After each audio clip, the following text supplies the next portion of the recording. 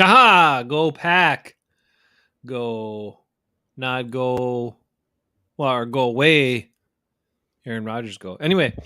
Hey, Ben. How we doing? How's everybody feeling? How you feeling? Feeling great. Feeling great. Aaron Rodgers. How's he feeling? Salty. 4 days in a row he Whiny. missed practice though. Oh, 4 he days. tweaked that. He tweaked that, whatever it was, He on the tweaked his- second day of practice. And since he's missed all the days since. So he practiced one day. So much commitment from him. Just amazing. One day. And for people who don't want to hear us talk about Aaron Rodgers, that's the news this week. So that's what we're talking Yeah. about. He Sorry. made himself the news again. Because here he is. Matt Schneidman pieced together some stuff from what went on in Green Bay the last couple of years. Then he said, he was basically getting stuff from the Packers side. So he reached out to Rodgers, didn't expect him to respond or, anything. And Rodgers was like, yeah, I'll talk. So he makes a little time for him to, fire some arrows back and say his crap. And I would just say at this point, with the way the guy lies and has lied and says a whole bunch of stuff just to cover his ass all the time, like, why even believe? Like, I don't know. I mean, I guess you would report it because you're supposed to do as a journalist is report, both sides and get all the perspectives and blah, blah, blah, blah, blah. But when one of them is likely false because of his track record, then I don't think you're inclined to report it. But I guess it makes for a more compelling story and more clicks and stuff. But whatever, I get it. Anyway, Aaron Rodgers had some stuff to say, Ben, and there he goes again. So, what do you think about it? What he said? What do you want to? We got to break it down. What do you want to start with? Break it down. Thing? Yeah, I didn't. I listened to some of it. Oh no, I read an article about it. I didn't listen to it. I read part of the article. Actually, no, I read the whole damn thing. I did. And I don't know. Break it down for me. It just sounds like him. Whatever. Didn't need to be said, but it sounds like him. Let's talk about. I'm going to just say, or start off being nice to Aaron Rodgers. Well, that's weird, but okay. Well, it's going to last for about 2 seconds. And then after that, it's going to go into the real, crux of the situation here. But it starts off with the fact that Aaron Rodgers just wants to say, hey, I'm not the problem. They wanted me gone. Just admit that you wanted me gone. And I will say this. I believe the Packers wanted him gone. 100%. Yeah, you are correct. That. You were correct, Aaron Rodgers. Matt LaFleur, but for sure Goody and probably Mark Murphy wanted you gone. They wanted you to retire. Lucky for us, you didn't, because then we got some picks out of your stupid ass. Oops. But so I will just say that, Aaron, you are correct. They should just come out and tell the truth. They wanted you gone. Correct. And you know who else wanted you gone? Me. And about 60% of Packer, well, maybe not 60, maybe 40% of Packer fans. But now there's like 70 to 80% of Packer fans who are glad you're gone. Matter of fact, there's guys who I never thought would admit it. Our guy Bruce admitted to me just a little while ago, and to all of us on the text thread, that he's sick of AR and his crap, and he's been the biggest supporter of AR through all this. So even he is glad he's gone. Wow. So Rodgers doesn't even realize how dumb he is. He is turning even people that were on his side against him. All you're doing, like, and Matt Schneidman even said it. He's like, I didn't write any editorial in this piece. I just took facts and statements from people. And he told them right up front, this is all on the record. Everything you say is on the record. And Rodgers like, yep, here you go. Right. And he just put it out there and said, you take it, what you take with it, what you will. Because Aaron Rodgers just stuck his foot in his mouth again and again and again and again and again. But like I said, I will give him this one thing. I believe Gutekunst and Murphy for sure, and probably LaFleur, all wanted him gone. and none of them come out and say it because they don't want to look like the bad guy, Mm-hmm. right? Sure. So I wish they would just come out and say it, but that's fine. You don't have to say it. Fine. You don't want to look like the bad guy in front of the Packer fans who don't get into the weeds with all the stuff like we do. Fine. But bottom line is, I'll give you that, Aaron Rodgers. You are correct. They wanted you gone, and they have not come out and said that they wanted you gone. Well, I liked seeing the quote that said, some people right after the draft pick was made, because they were talking about how LaFleur, they're trying to make the, not friction between him and LaFleur and make the pick all, the GM's choice and that was interesting. Yep. And I like that quote because Rodgers said, immediately after, I had friends saying, well, immediately after the pick, Matt LaFleur looked pretty happy, looked pretty excited after they picked Jordan Love. And he did. And you and I said that right away. We've said that for years. We've been saying how excited he looked. And don't forget that even though all the things he said and the way he supported Rodgers publicly and this and that he looked super excited when they made that pick. But Rodgers is smart enough and aware enough, give him credit, that he said, well, they all signed off on it to make that pick. So, he never looked at it. Of course, then he said he didn't care. But then it was just total BS because this whole damn 3 years is about you're pissed off because they picked that guy. It's all about that pick. So he's so fully. He talks out of both sides of his mouth, you said it best a year ago or so. He's just a politician. That's all he is. He just keeps talking out of this side of his mouth, and he talks out of this side of his mouth, and he talks out of this side of his mouth, and not even shut up. In the same, and sometimes in the same statement, but definitely in the same press conference, in the same, usually people used to do that. Like one day they'd say one thing, and the next day or a couple weeks later they'd say something totally opposite to cover their bases and all that. And that's how it used to go. This guy does it just continuously, and that's why I talked about the circles, because he knows at some point he just kind of hits all the points on that circle. He will have he'll have a statement that connects with somebody that supports him on all those points of the circle. So then he feels like he's more supported and more understood and has more people backing him up. When in reality, everyone's seeing it for what it is, which is you can't believe in anything the guy says. So who cares what you say now? We're just going to say everything you say doesn't matter because you never.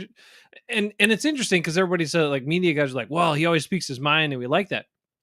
He does speak his mind, I guess, but he also says so many contradictory things. What the hell is on his mind? I have no idea. I don't know. I don't get it. It's confusing to me. Well, yeah. I think another thing we should get into is the whole Gutekunst of the situation, where, and this story came out at the time 2 years ago, where they said Aaron Rodgers, and they even asked Gutekunst on the draft day. They said when he drafted Eric Stokes, one of the questions was, hey, is it true that Aaron Rodgers wanted you fired? And Goody just shoved it off, and he looked scared. Goody looked uncomfortable during all those questions on that day when all that stuff came out. Yeah. Yep. Because he wasn't sure. Mark Murphy could be like, yeah, I got to fire you. Sorry. I got to keep the 12 around because he's what makes the money. You don't make the money. So first of all, I want to say this just confirms all that, which was already a story back 2 years ago. But this is from Rodgers' mouth saying, oh, I don't know about that. You got to talk to my agent if he requested that. Well, your agent doesn't request anything unless you okay it. So just like they all signed off on the pick anyway. So right, and he signed off on the wanting. Yeah, it's the same thing. It's like he doesn't understand. You do understand. You are criticizing LaFleur for signing off on the pick, but then pretending like he was a part of it, and then you're doing the same thing by signing off on the Goody should be fired or I'm not coming back, and yet claiming you're not part of it. What's up, dude? Love ya. So it's the same crap and whatever. But what I will say is before we get into the whole Goody thing is thank you, Mark Murphy.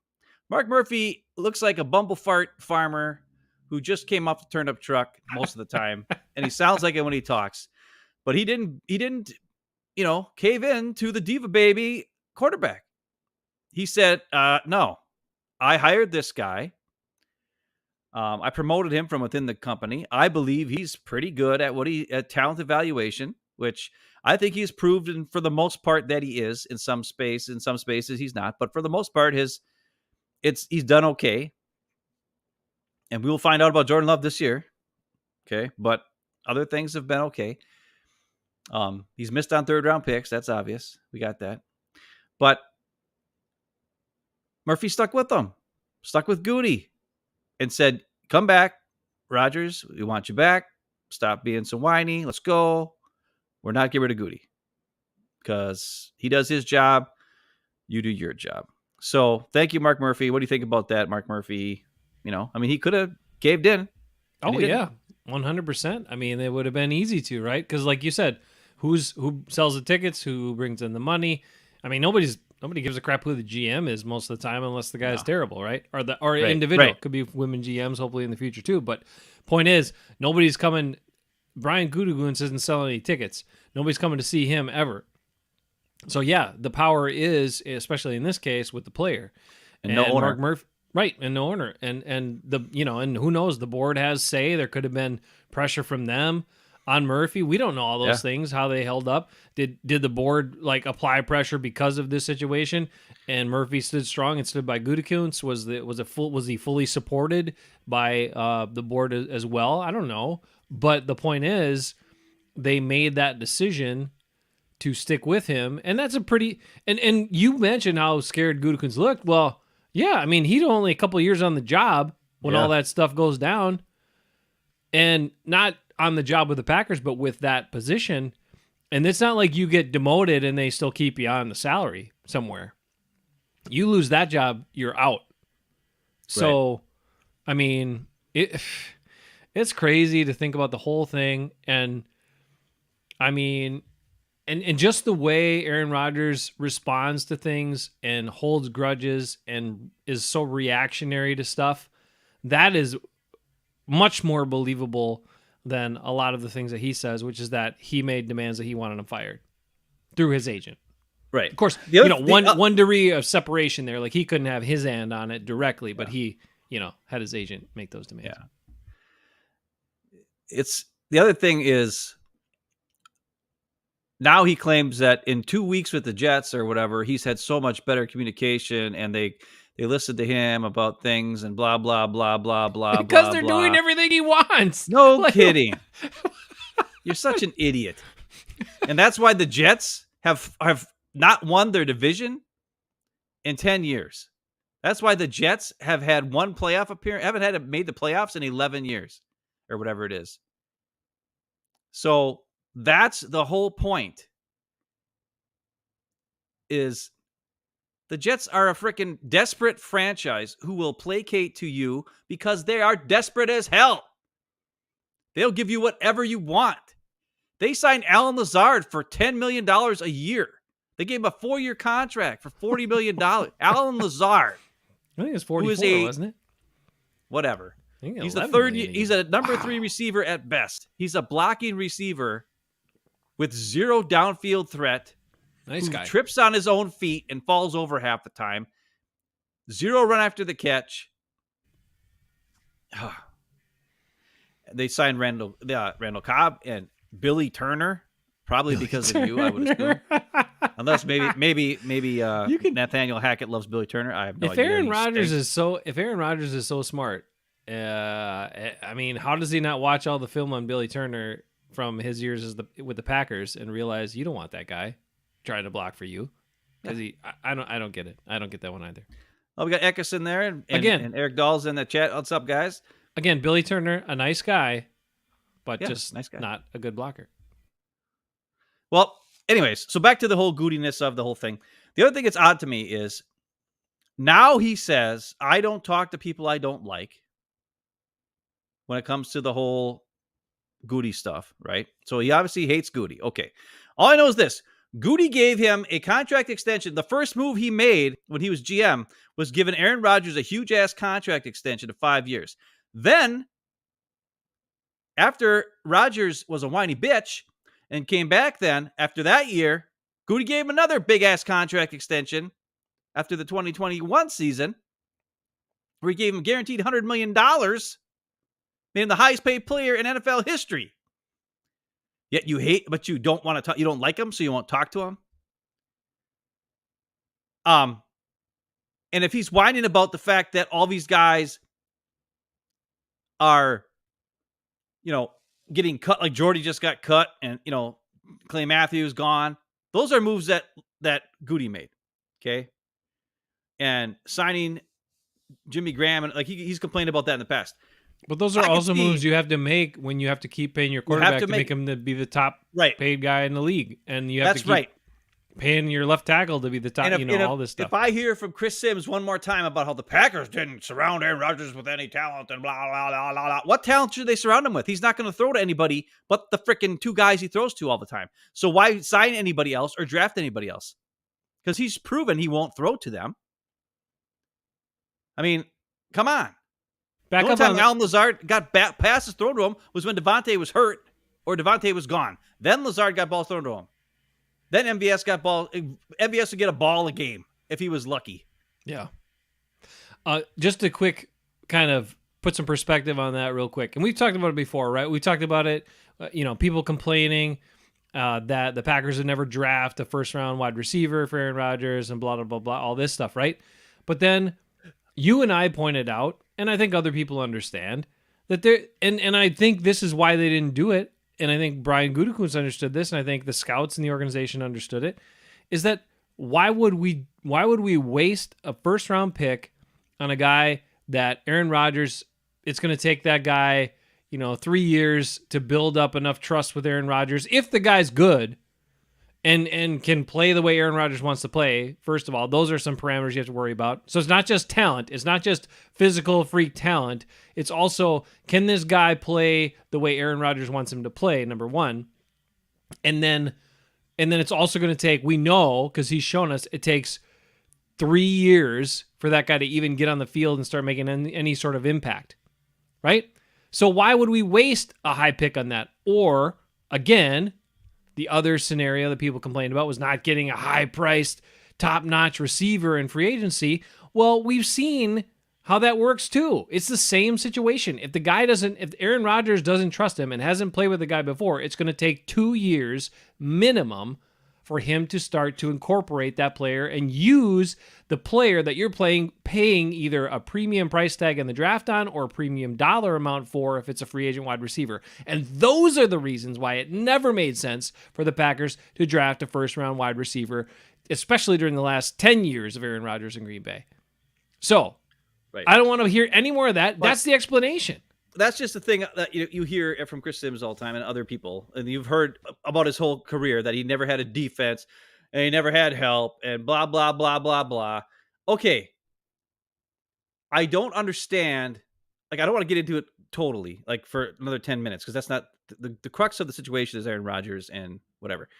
I'm just saying, even Aaron Rodgers, when he won a Super Bowl, the Packers had a number one defense in the NFL.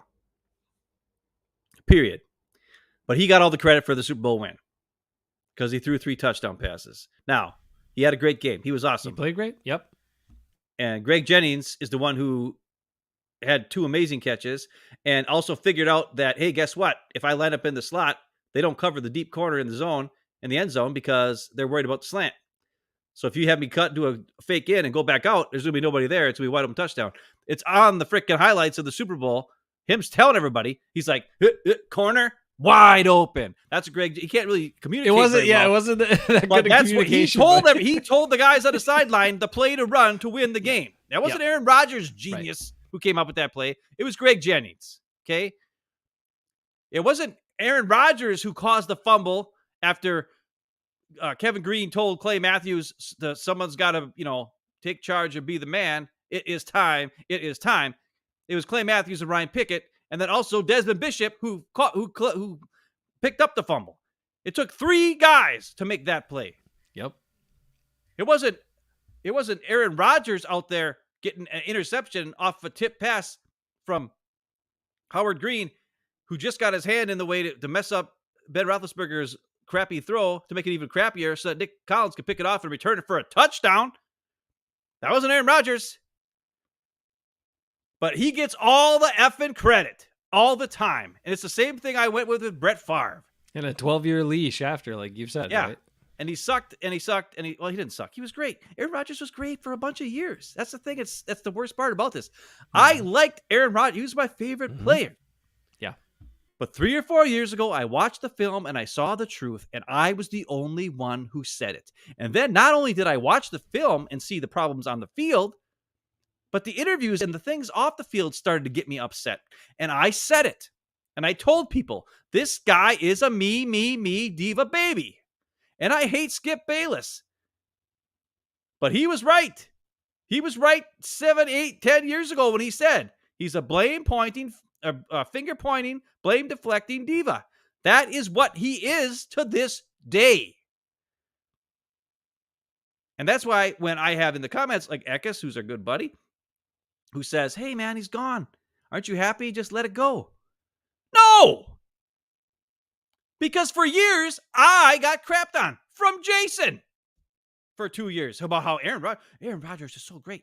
He does so much for the community. And, he's the best thrower. And he's a great leader. Even Jason was fooled. Even my brother. I don't know that I thought he was a great leader. You did. I thought he was a great leader. Jason, go back and watch our frickin' first 2 years of shows. And see who the guy who was right, this guy, and the guy who was wrong, that guy over there was wrong. Now, I'll admit I was wrong for far too long. I'll admit there's a lot of guys 100%. Who were wrong. But I also have to say this for myself. No, I will just say this. Now, you know who my favorite Packer of all time is? No, I don't. Lucas Patrick? Yes, Lucas Patrick. And when Lucas Patrick was having a hard time, Aaron you're right. That one day, you're right. I know, but he did one of his classic things where he does one thing with a one-on-one with a guy who's down and picks him up.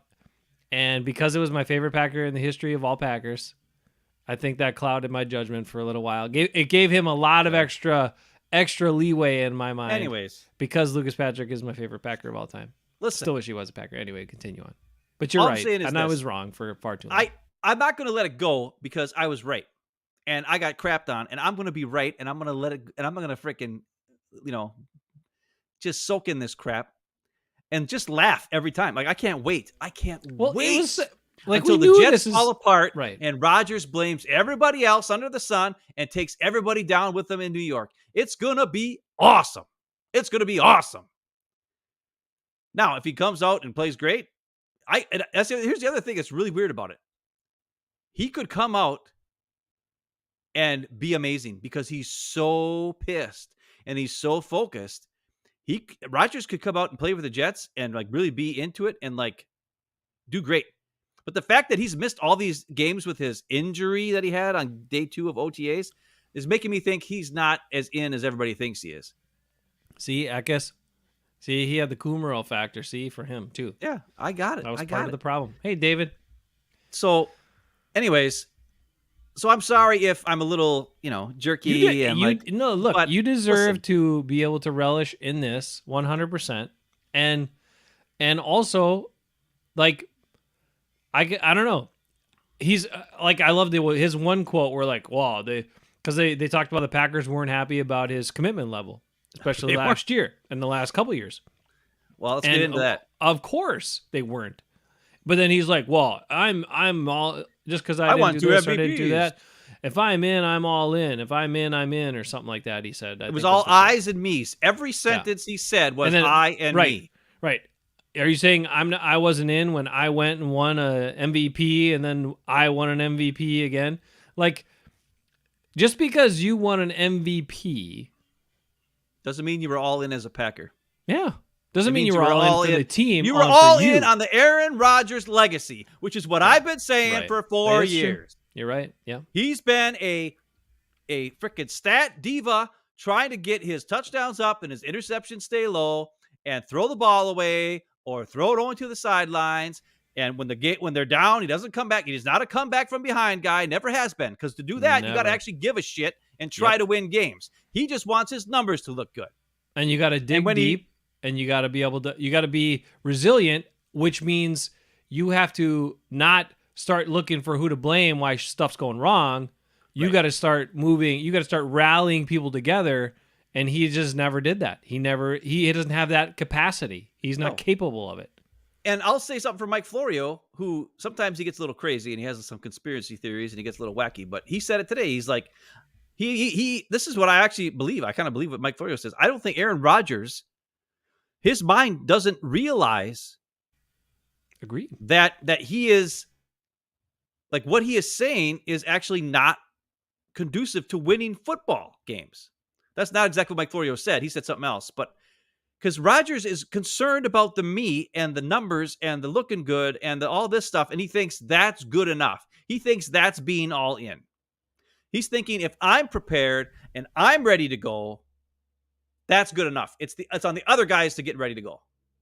Even though you're the highest paid player at the most important position on the biggest team sport in history, where you need to count on your other guys and help them out and keep them going, and you get paid not only as the top quarterback, not only as the face of the franchise, but also the number one leader and number one guy who's supposed to get everybody on the same page and work together. You make more money than anybody else in the Packers organization because you're the most important person on that field and in the offseason and working with your teammates. That's why you got paid all that money. That's why you were supposed to be here at the OTAs last year. That's why you should have been talking to and working with your young receivers last year, which you didn't do. And that's why this year he's at Jets practice, he's at OTAs, but he's not practicing because he tweaked his little ankle. He's not working with the guy. Man, maybe he's telling him stuff while he's standing there because he's at practice and he's telling him stuff, but he's not throwing the ball to him or doing anything. What I could say is this. This is, by far, this interview with Matt Schneidman has just proven all the things that I've been saying. And I feel bad. Because I feel bad for guys like Bruce and guys like Eckes and you, who like a year and a half ago, who believed in this guy. This guy had you fooled. This guy had all the Packer fans fooled that he was a carrying the G. I think he even came up with that, carrying the G. Really? He never carried the G. I think he did, and then Cheese at TV stole it and then ran with it. I think Aaron Rodgers was the first person to say carry the G. I'm pretty sure he was. That's weird because he was never like a G carrier guy. Well, that's what he said, though. And that's the thing. And I think he used to be. I think he used to be a G carrying guy. Maybe. I think he was a G carrying guy. Maybe back before 2015. And something happened where he realized he lost faith. He lost faith in Mike McCarthy. We've been over this in the past. Lost faith in Mike McCarthy. Lost faith in some of his teammates. Felt like he had to do it all himself. And when you start trying to think you have to do it all yourself, you can't win. I mean, you can win against the bad teams, but you can't win against playoff teams. You just can't. Right. You just can't do it. And that's the biggest difference. And this interview has proved everything he says is about himself. It's nothing about the teammates. Every relationship that he talks about is about himself. And it's nothing about the general manager or anybody else or the situation. The other thing that's weird, he said that him and Brian Gutekunst had a good relationship. Yeah. And they were standing around and talking and joking around. And now he says he doesn't like him. He won't talk. I don't talk to people I don't like. So were you a fake ass bitch for the last 2 years? You pretending like you were Brian Gutekunst's buddy, or you forgave him, and he was being nice to you and working with you on stuff, and then now you ignore him and gave him crap, and now you're saying you never liked him and you never wanted to. Not only that, you throw Matt LaFleur under the bus after your last comments after the game against the Lions. You said the last 3 play calls were terrible. You've been saying shit and talking up Nathaniel Hackett and saying how great he was. In the preseason, when he was on Bussin' with the Boys in the summer, they asked him, or no, it wasn't the preseason. It was later on.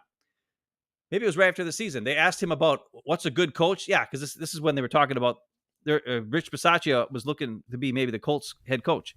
Mm-hmm. And they asked Aaron Rodgers what makes a good coach. He didn't talk about specific traits that make a good coach. He just brought up Rich Bisaccia and said how Rich Bisaccia, he's the best. Rich Bisaccia. Never once said anything about Matt LaFleur. Well, let's go back on that real quick. So here, just to remind everybody the situation. Aaron Rodgers, I mean, he criticized LaFleur, the offense, all kinds of stuff repeatedly last year, over and over again, including his teammates. But he also crapped on Matt LaFleur and put Matt LaFleur in a bunch of bad, awkward positions following games a number of times throughout the season last year. Yeah. When they weren't winning, right? When they weren't winning. When they were winning, then we didn't have to do that. But when they weren't winning, somebody else had to be to blame. So he did all that. But if you also recall, Matt LaFleur's first season, there was the little bit of friction, whatever, with the audibles and all this, and they blew it off, and they're like, ah. And he ran the offense, but didn't have big numbers. And it wasn't until... He didn't like it. He didn't like it. So then we took all the things out of the offense that I didn't like because I didn't want to be a game manager. And we... Out of his own words. We played it on this show.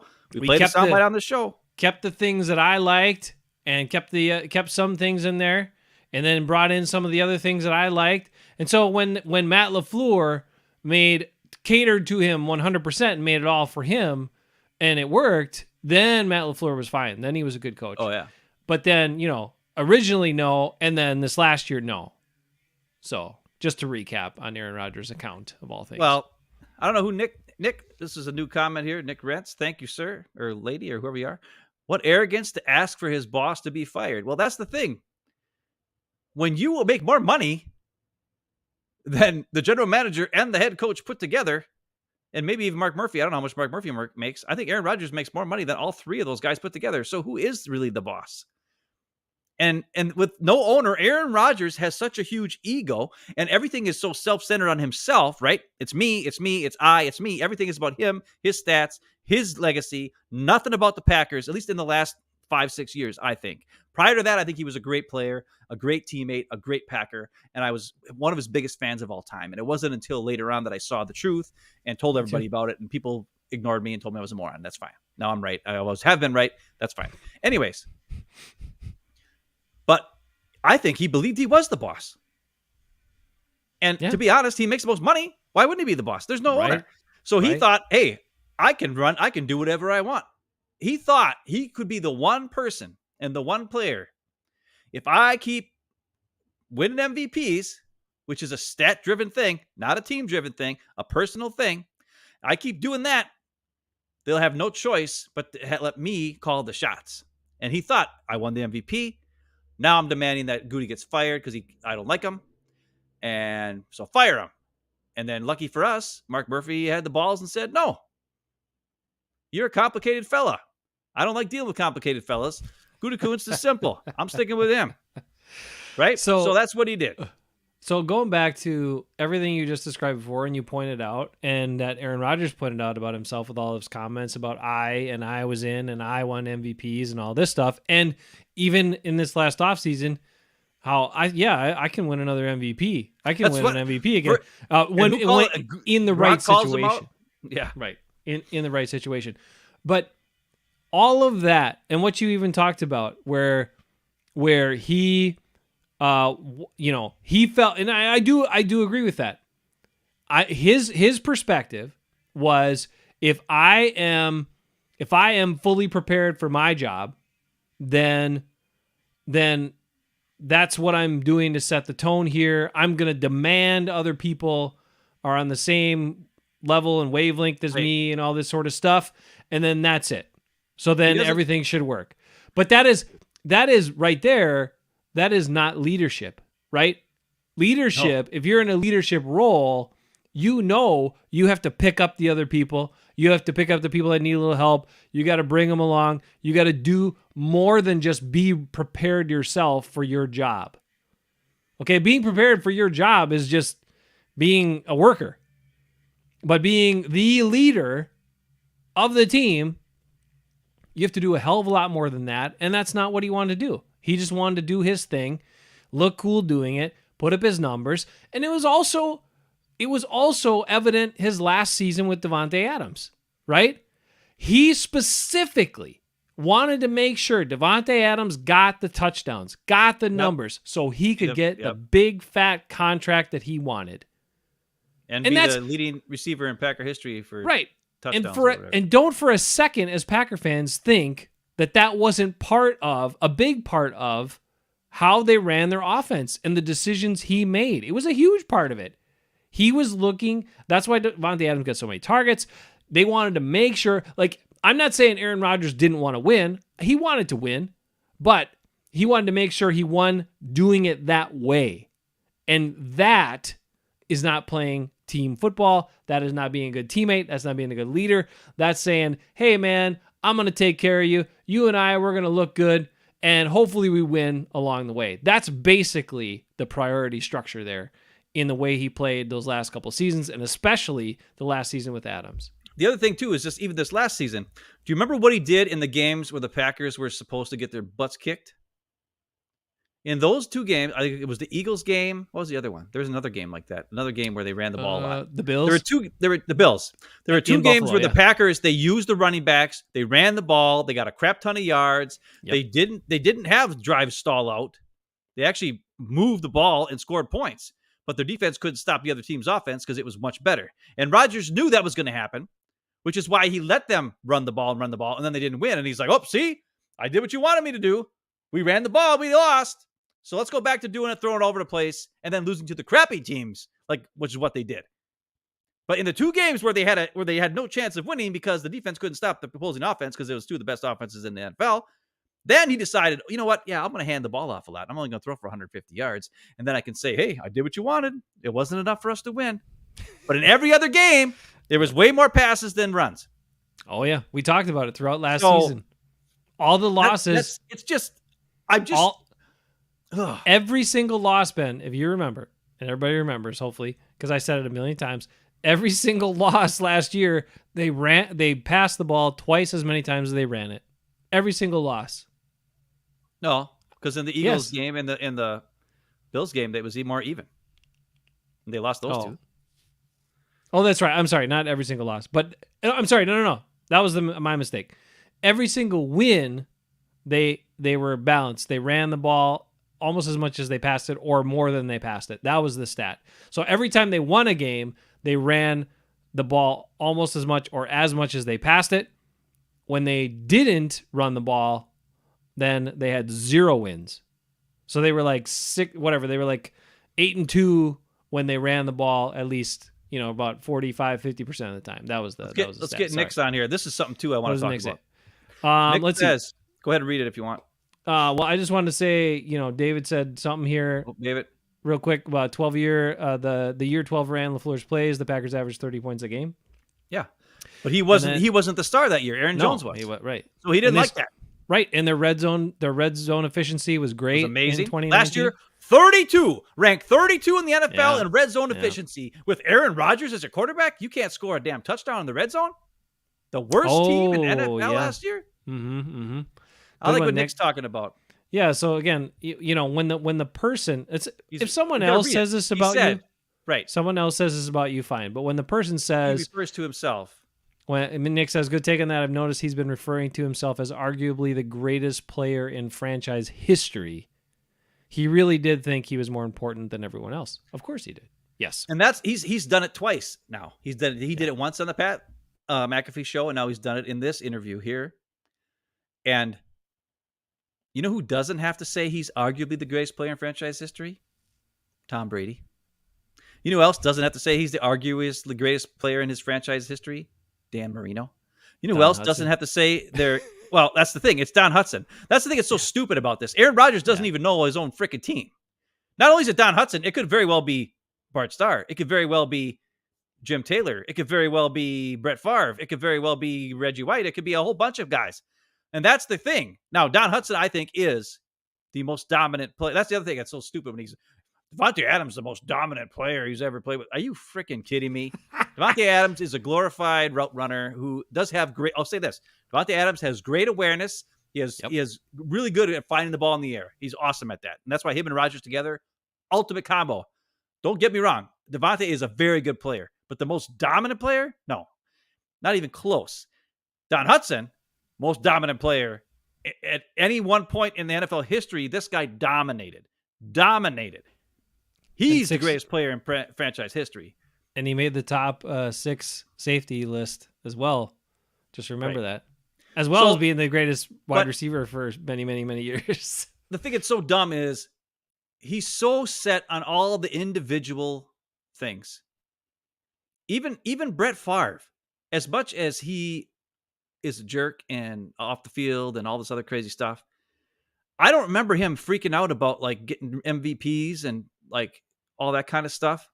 Now, he often said he felt that winning the NFC Championship game at home meant more to him and felt better than winning the Super Bowl. Now, he wasn't as big a part of the Super Bowl. He had 2 huge plays, and then Desmond Howard won the MVP, so maybe he got whiny about that. But I could also see how, winning a game at home and a playoffs to get you to the Super Bowl could be more exciting than actually winning the Super Bowl. I can understand that because you're at home in front of your fans and all that and Favre said that. And we all know Bart Starr never gave 2 craps about individual awards. He wanted to win damn championships, and he listened to his coach, and he ran the plays, and he led the team as a good example, and then he became a coach after, as we all know. But it's another thing, Nick, where you're seeing everything he does now is about him. Everything he does now is about preserving his legacy because he knows he has no chance of being the greatest player in NFL history or the greatest quarterback in NFL history. All he can be is the greatest stats appiler at quarterback in NFL history. And even that, I think, is not going to happen. No, because his Mahomes is going to pass him up. Yeah. Mahomes is going to pass him up. He's never going to catch Tom Brady. Tom Brady's got so many yards and stuff. And not only that, I think Mahomes will pass him. Joe Burrow might pass him. These guys that pass a bunch, he's done. All he has is his interception to touchdown ratio. That's all he has, his quarterback rating. That's all he cares about. And the Jets fans have to deal with him now. And if they think, I hope they're paying attention. I hope they're seeing, like, they're all giddy about getting Aaron Rodgers. And I get it. The Jets have never had a good quarterback in the history of all their time. Right? What's his face? That's the other thing. He's not even arguably the greatest quarterback in Jets franchise history.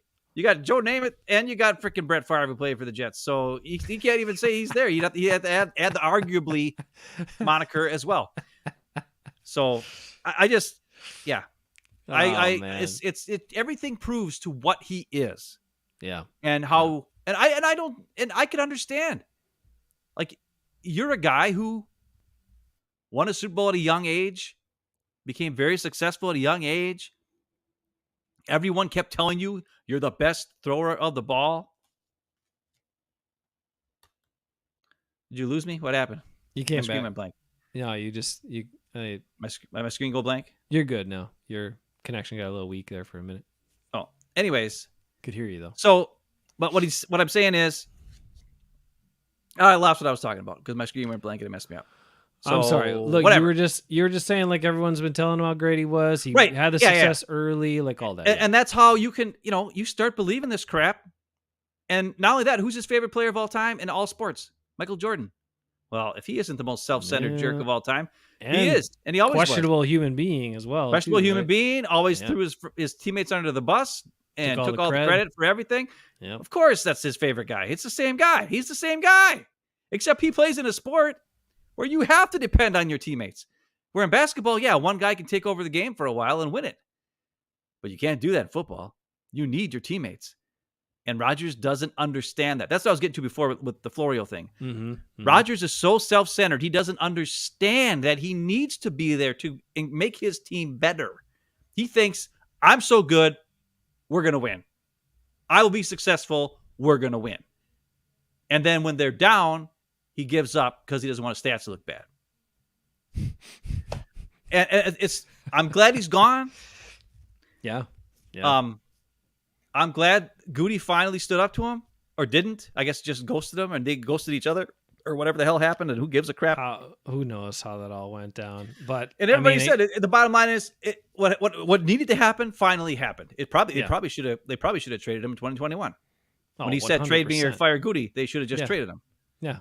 But the Packers were stubborn then. But they were too afraid. They were too afraid. He's coming off an MVP. They went to the NFC Championship game and lost. He was at the height of his power, and he thought, I can come in after MVP, get into the NFC Championship game and losing, and then blaming LaFleur, which he did because LaFleur kicked the field goal, even though they had three shots from the 8-yard line to get in the end zone. And he couldn't do it. But you thought he's going to all of a sudden get it on the 4th shot from the 8-yard line to get in the end zone? No. LaFleur made the right choice. I'll stand on my grave until I die saying that. But he blamed LaFleur for kicking the field goal. Didn't have to take any blame. I wish the guy, Matt LaFleur, would have picked that field goal so that then Rodgers would have the blame because he couldn't get it done. He had 4 shots and couldn't get it done. He had 3 shots and couldn't get it done. Right. But anyways, He was at the height of his power. He thought he could come in, demand Goody's firing. It didn't work. Not only did he not get traded, he also didn't lose. Goody didn't get fired. And that was when he realized, man, what the crap? I had no power. So they still won an MVP. To shake it up even more. I don't know. So that's that. Couple quick points here before we sign off. Because no, you did well. And Ekis says, cheers. Ekis, be good. David points out Mason Crosby won more games for the Packers than 12 did. Yeah, Mason Crosby kicked a lot of game-winning field goals. Mason Crosby would be better if he's a Packer now with the new kickoff rules. There you go. Dang it, just a year too late. And Nick here says if he wasn't so focused on not losing playoff games and looking bad, he might have made a play to win some. And that's true too. Because it's more like the close games, fine. But if you ever, I mean, again, this is a thing. What the hell was this? And there's another guy I can't stand. But he was right, so I got to give him credit for being right. Colin Cowherd, right? He said for the longest time that and he made this analogy, and he just said Aaron Rodgers is not a foxhole guy. And he's 100% right. Well, he is a foxhole guy, but he's the guy who's going to shoot you in the back in the foxhole. He's not. So you don't want to be in that foxhole with him, right? That's for sure, because he'll shoot you in the back if that wasn't needed, or he'll like push you out the door and then use you as a shield to get out of there. That's Yeah, and it's true. He's proven it over and over and over again, and so we rationalized for years because there was some rationale to go on, but then the last several years this went away more and more and more, where we talked about how everyone was all astounded by how few comeback victories he has. Yeah, right. Kirk and for so much more. Right, and for a long time, for like the first half of his career, the Packers had so many leads in games and blew people out that you didn't have. And so we talked about it. We're like, well, he didn't have that many opportunities to have comeback wins because Packers are always ahead. And that was true up until the last 5 or 6 years. That really swung the other direction, yet he's still so far down on the comeback victory list. It is ridiculous. The players that have more comeback wins than him are ridiculous. And he's played so long. So that's just another piece of evidence that he's not a comeback guy. He's not a guy that's going to, when the chips are down, he doesn't rally. He doesn't pull you back up. He points the finger. He gives up. And, whatever. I don't know where he all went wrong. So some people, we thought he was a better guy than he was. Maybe when he was connected with his family, he was more grounded and was a better person then, or they just grounded him more. He must not like them because he says, I only talk to people I like. So he obviously doesn't like his family because he doesn't talk to them. That's so crazy, too. So Goody is now a part of his family, I guess. Maybe they can get together. All the stuff with his parents, like after the Super Bowl, some of those videos, like when they won the Super Bowl, the way his parents were there for him during the draft, and all the stuff leading up to it. Whatever, people's families, whatever. But it seemed like he was pretty strong on the fact that he made that disconnect with them. He was the one that pulled the plug on it, and there was we never knew the reasons why and this and that. But yeah, and I don't want to get into personal stuff about Rodgers. I know, but I'm just saying that's a whole nother wormhole I don't want to touch. I know, but I'm just saying the thing is that it felt like he was more grounded, made better decisions, was a better representative when he was still connected to his family. I'm just going to mention that because I think that is true. I mean, I don't think anybody should be a follower. Like, it's good to be a creative thinker and to see things and analyze things and make your own decision on things. And Aaron Rodgers does that. And I think he, in a lot of the ways, he's, thinking ahead and doing great things. But he also just sees things from his own perspective. He has no empathy. He does not see things from anyone else's person.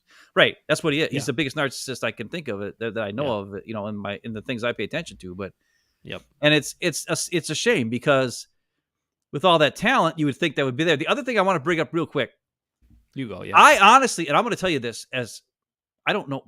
I never played football in a team sport, the team way. I certainly didn't play quarterback. But watching film and watching Aaron Rodgers play on the field after the snap, I don't think he's half as smart or has the reaction ability, cognitive reaction ability that everybody thinks he has. I think he's a great thrower of the football. I think he's incredibly accurate. I think he has a great strong arm. I think he can throw from multiple platforms.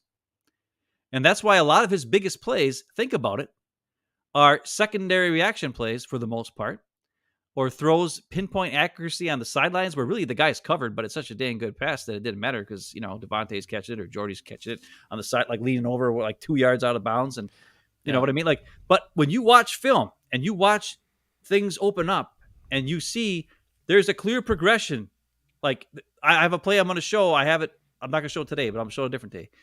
He goes back in the pocket. He looks to his left. There's only one receiver there. The opposing team is playing a zone. One of the middle linebackers goes with his eyes to that side. There's 3 receivers on the right side. Okay. And Robert Tonyan is going to go right past the middle linebacker in the hole between the 2 safeties. He's wide open. Rodgers looks here. There's 3 guys. He immediately goes and dumps it off to A.J. Dillon. He does not follow a progression. If he would be, he would see the little linebacker coming over and he would see, oh, I got that clear. He was wide open, 15 yards downfield. And it's Robert Tonyan, one of his pals. He doesn't throw the ball. Now, and I would love to, like, one of these days, I would love to just have a show where you and we just go over the entire NFC Championship game at home, or the whatever it was, not the NFC Championship game, the at-home playoff game against the 49ers in the cold where they lost 10-7 or whatever the hell the score was. 10-13, and we watch how the 49ers would line up and make it look like it's bad, and then right before the 1 second clock, because they know that's when the ball's going to get snapped, because that's what Rodgers does every time, they switch to zone, and Rodgers goes back and he's like, he has no idea what to do. And he can't read the defense, and he's not able to adjust to it. And I'm not saying he's dumb. I'm just saying over the years, he relied so much on his physical skills and his physical ability, which is probably the highest in the history of football when it comes to throwing the ball, athletic ability to get out of the pocket, throw from any position, all that kind of stuff. And deep, accuracy and all that kind of stuff. Strength, arm strength, everything. Amazing, right? But he relied so much on all that crap that he forgot how to run a damn offense. He forgot how to read a defense, which he did plenty of times. And he would throw the ball into tight windows, and he'd throw the ball in the seams. Go back and watch a highlight reel of his touchdowns, and you see all these passes to Greg Jennings and James Jones and Jordy Nelson and Donald Driver, and they're tight windows, and he's drilling it in there, and it's awesome and beautiful, and it's within the system of the offense. And something changed where he relied so much on his own skills that he forgot how to read defense, or he just doesn't care anymore. He didn't want to learn. And you wonder, I don't know when he, was it his lack of trust in the people that he had? Yeah, but this is Robert Tonyan in the middle of the field on a play where it opens up. Like, I'm telling you, I got to. No, I get it. Play. I understand. I'll show it to you. It's ridiculous. I understand that, but I also when you put like his lack of trust in the majority of guys, and then you also put the complicated piece that a lot of these things are not set plays, and the player has to read it the same as the quarterback. The receiver has to read it the same as the quarterback. And then you also put it in his mind that he is all about himself and his numbers and making sure that, if I throw it there, it could be picked off. That you put all those things together. I know, but I mean, like, I think it's a triad of those 3 things coming together that caused the drastic difference in play. Because you're right. I was just thinking about that before you said it. Was go back and look at his early years. I mean, he would rifle the ball in spots in time, hit his back foot, let it go, tight windows, to all those guys, and it was amazing to watch, and it was incredible. But and then the other thing that Todd is here, and he says, let's see, Rodgers also knew the entertainment factor of the sport, which is separate from playing the game, and pumped up his ego. And that's the other thing, Todd, is that once we've talked about it.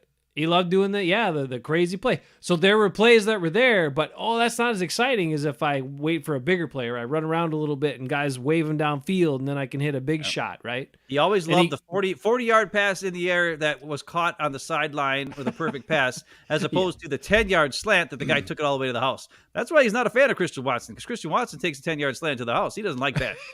He wants the guy who can't do that, who can't really even get open, but he throws a perfect pass to a covered guy who catches it. That's why he loved Devontae.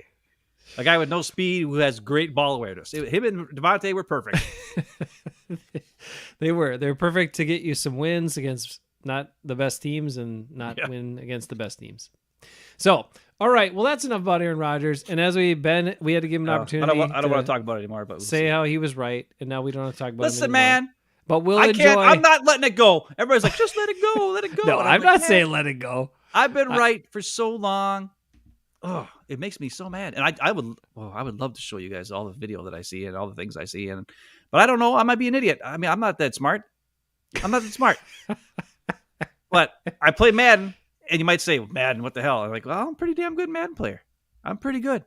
Well, it's a lot of the same things. You understand route combinations, looking at things. You look, okay, it's pretty simple. If you look this way and there's 3 guys covering one guy, that means one of the 3 guys over here is probably open, right? I mean, ain't that hard? So, I don't know. It's simple numbers. There can only be 11 on each side, so yeah. But anyway, look, I'm just saying, don't worry, guys. We're not going to sit here and talk about Aaron Rodgers every time he says something dumb, but because this was specifically about the Packers and his comments related to what went down, and the way he went about it is why we addressed it tonight. We will, keep tabs on him throughout the season, and if things start to unravel, we'll enjoy that part a little bit. But I will definitely enjoy it. But I'll say this: we hope he plays 65% of the snaps. That's all. Yes, and if he plays great, and and his grudge and his chip on his shoulder makes him play awesome, and the Jets somehow win a Super Bowl or whatever, then good on you, man. That's awesome for you, Aaron Rodgers. If that's what it takes for you to play well, right? I really wish you would have done that the last couple of years for the Packers. I wish you would have showed up in OTAs and worked that hard as a Packer for the team that drafted you and gave you all that damn money, and the fans who were with you for the longest time. I wish you would have that same focus that you have this year with the Jets I wish you would have had that last year or the year before or whatever. It's not the way it's starting off. It's not looking like that's going to be the case, but you never know. And I also will, just to remind Packer fans this for a reality check, if all of that happens, and that's a lot of ifs, right? If all that happens, if Rodgers plays amazing, if the Jets win the Super Bowl or get to the Super Bowl, all that sort of stuff, just realize you would have not, if he stayed in Green Bay, you would have not gotten that same Aaron Rodgers in Green Bay. That's correct. 100%. So for anybody to go like, oh my God, how could you let him go? And then look how awesome he wouldn't have been like that. He wouldn't have been that committed or that pissed off or that dedicated or that playing with that edge, because he wouldn't have to. He'd be back in his comfort zone in Green Bay where he calls all the shots, and all he has to do is, have his touchdown interception ratio look good, and maybe they win some games. That would have been his mindset and his approach. So you wouldn't have got the same Aaron Rodgers. So just remember that. So I'm just planting that seed now, because if all of that grows. That's the best point you've ever made on this show in the 3.5-year history of it. Damn. Or 4 years, however long we've been on the show. That is the first best compliment you've ever said. Well, there's not very often I can do it. So I got to, when it happens, I'm doing it for you. No, but that's perfect. Like, I never thought it, because people are going to say that. If he comes out and plays great, they're going to be like, oh my God, we should have hung on to him. That was so stupid to trade him. Oh my God. No, you're right. He would have never been the same player, because he would not have given 2 craps. He wouldn't even given 1 crap. He would have given 0 craps. And he would have played like crap. And there you go. All right. Everybody, hang in there. Be good. Stay good. And we will talk more about. We will talk about those guys coming up here in future weeks. There will not be a show tomorrow night. I'm busy for a work thing, so that's why we did the special show tonight. We'll catch you guys next week, where we'll talk about the Packers and not their former quarterback. All right, everybody, enjoy your weekend. We'll catch you later.